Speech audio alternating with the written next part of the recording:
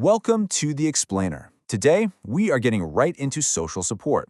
We're going to break down the 3 key types to help you absolutely smash your AQA psychology exams.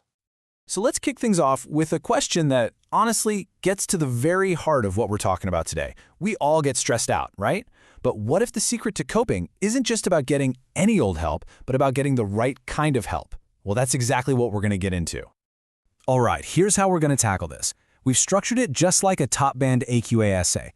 First, we'll cover the essential AO1 knowledge, then we'll move on to AO2 application, hit those all-important AO3 evaluation points, and to finish up, we'll look at how to pull it all together for the perfect answer. Okay, first things first. We have to build our foundation with the 3 core types of social support. This is your bread and butter AO1 knowledge, so let's really get this locked in. So first up, we've got instrumental support. The easiest way to think about this is as the doing support. It's not about talking things through, it's about practical, hands-on action that actually removes or reduces a stressor. It's tangible stuff you can literally see and feel. And this is a perfect example of it in action. If a colleague helps you mark that giant pile of books, your workload, which is the source of your stress, is physically smaller. It tackles the stressor head-on, reducing the demands on you and giving you back a sense of control. Okay, next we have emotional support, and this one's a whole different ballgame.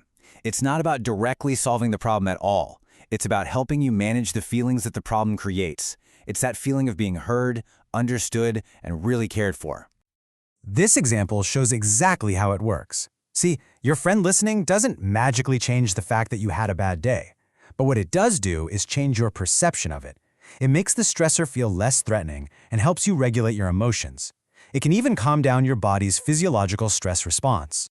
And finally, there's esteem support. You can pretty much think of this as having your own personal cheerleader. This is all about boosting your confidence and reminding you that you have what it takes to cope.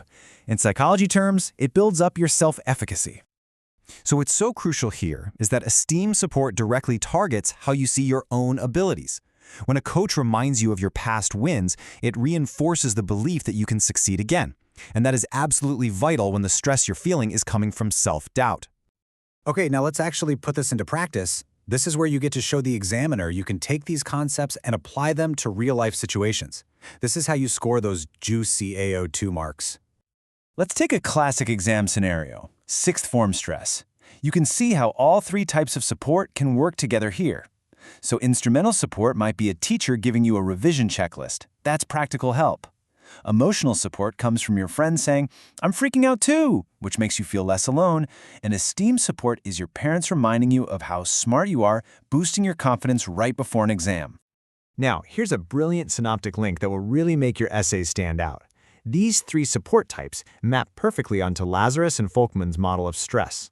Emotional support helps with that primary appraisal. Asking, "Is this a threat?" It makes the situation feel less scary. Meanwhile, esteem and instrumental support are all about the secondary appraisal. Can I cope with this?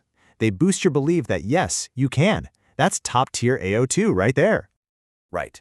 But to really hit those top bands, you can't just describe things. You need that strong AO3 critical evaluation. So let's ask the big question. Is this 3-part model of social support actually perfect? Time to dig into the strengths and, of course, the weaknesses. And a really good way to structure your thinking here is to look at both sides of the coin. What makes this model so useful and powerful, but also where does it fall a little bit short? So on the plus side, the model definitely has some clear strengths. For one, it's got a really strong research backing, going all the way back to key work by people like Cohn and Wills. And like we just saw, it fits so neatly with other cognitive theories. Plus, it's just super useful in the real world for designing support programs. All fantastic AO3 points.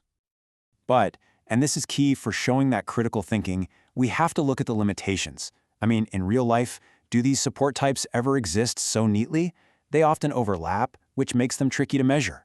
There are huge cultural differences too. And, maybe most importantly, getting the wrong kind of support can actually make everything worse. And here's a top tip. When you're writing your evaluation, try to explicitly use the GRAVE criteria. So for example, that point about cultural differences, well, that directly challenges the G for generalizability. A lot of the research is based on Western samples, and that might not apply to other cultures where different types of support are valued more. Which leads us perfectly to this massive evaluation point, the matching hypothesis. The basic idea here is that support only really works when it matches what the situation actually calls for. If someone just needs you to listen and you start offering them a bunch of practical advice, you can actually make them feel worse. It's a powerful piece of AO3.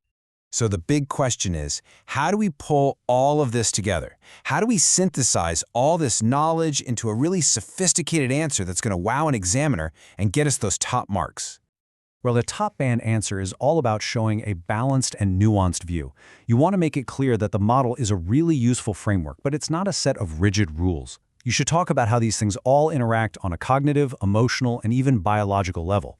Acknowledge those limitations using GRAVE and absolutely make sure you show you get the importance of the matching hypothesis. So, to wrap up, here's a little thought to take away. Now that you really understand the theory behind instrumental, emotional, and esteem support, just think about your own life for a second. Who gives you the best kind of support, and what type is it? Honestly, applying this stuff to your own experiences is the best way to make it stick.